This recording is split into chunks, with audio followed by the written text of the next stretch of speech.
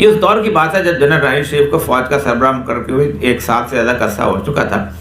Baloch judgemental centre کے brigadier ان لوگوں میں سے ہیں جن سے اہل نظر کا رابطہ ہے، وہ خود بھی انتہائی باشرح اور متقی انسان ہے۔ ایک دن میرے دوست بریگیڈیئر ان سے ملنے کے لیے ایبٹ آباد گئے تو وہاں کراچی کے ایک مشہور استاد بھی موجود تھے جن کی شہرت تقوی اور ریاضت کی بنیاد پر تھی۔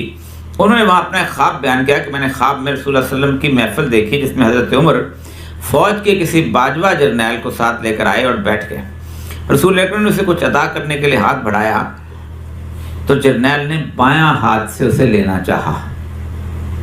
اس پر غور کیجیے گا۔ جس پر حضرت عمر نے جھڑکا اور بایاں ہاتھ پیچھے کر کے دائیں ہاتھ آگے کیا۔ رسول پاک نے جو عطا کرنا چاہتے وہ اسے دے دیا۔ کیا عطا کیا اس کے بارے میں صاحب خواب کو بھی کچھ علم نہیں۔ یہ ہے اصل خواب ٹوٹل۔ اب پہلی بات تو یہ ہے کہ اس میں ایک خبر ہے کہ فلاں آدمی کو کچھ مل رہا ہے۔ ظاہر بات ہے فیصلے اللہ تعالیٰ کے دربار سے ہوتے ہیں کہ مجھے اسسٹنٹ کمشنر لگانا ہے، ڈپٹی کمشنر لگانا، اللہ تعالیٰ کے دربار سے ہوتا ہے۔ اس کی ایک اطلاع ہے، لیکن خبر میں ایک رویہ بتایا گیا ہے کہ جو مل رہا ہے اس کو الٹے ہاتھ سے وصول کیا جا رہا ہے۔ یہ رویہ بڑا خوفناک ہے۔ اس وقت لوگ یہی کہتے تھے کہ جی کس لیے لکھا گیا ہے، کیوں لکھا گیا ہے، لیکن 4 سال پہلے جب وہ نہیں بنے تھے، پروفیسر شہزاد نام ہے، بتا دیتا ہوں آپ کو، یہ کراچی میں تھے تو ان کو نہیں پتا تھا، انہوں نے کبھی دیکھا نہیں ہوا تھا۔ انہوں نے پوچھا کہ بھائی کون ہے، انہوں نے کہا جی فوج میں جو 4 باجوہ ہیں، ایک تو نہیں، وہ چاروں کی تصویریں لا کے دکھائی گئیں اور پھر بتایا گیا کہ یہ مجھے نظر آئے تھے۔ اس کا مطلب یہ ہوا کہ اس خواب کے اندر یہ کہ اس شخص سے حکم لیا جائے، یہ بالکل غلط ہے۔ یہ ایک خبر تھی جو کسی نہ کسی طریقے سے دکھائی گئی کہ آپ طوفان آنے والا ہے، یا فلاں شخص جو ہے وہ ہٹلر کی کرسی پہ بیٹھنے والا ہے، یا فلاں شخص ہے وہ پاکستان کی کرسی پہ بیٹھنے والا ہے، لیکن یہ کرسی یہ صادر نہیں کرتی کہ وہ شخص جو ہے رسول اللہ کی طرف سے نامینیٹڈ ہے۔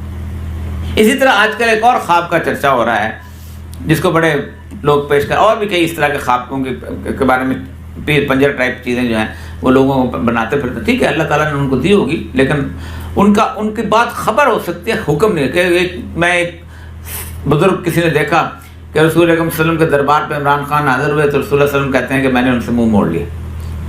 جس رسول نے زندگی بھر کسی سے منہ نہ موڑا ہو، جس کے عبس اللہ کی آیت کس بات پہ اتری، عبداللہ بن ابی جیسے لوگوں سے منہ نہ موڑا ہو، بلکہ جنازہ پڑھایا ہو، اس کے اوپر اس طرح کا الزام لگا کے چورن بیچنا۔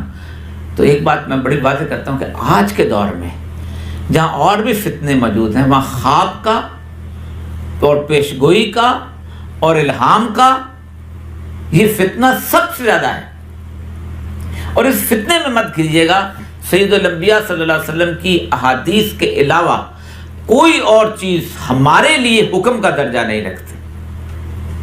بے شک بڑی بہترین ولی شیخ عبد القادر جیلانی جیسے لوگ جو کہ اس مسئلے میں کہتا ہے کہ ملہم کہتے تھے، ان کے ساتھ ان کو غیب سے آواز بھی آتی تھی، وہ بھی کہتے ہیں کہ میرے الہام کے اندر شیطان ملاوٹ کر جاتا تھا۔ بڑے سے بڑے صحابہ کے اس میں ملاوٹ کر جاتا تھا شیطان، ملاوٹ کر۔ یہ صرف وہی ہے جو خالص ہے اور جو حکم کے کام ہے۔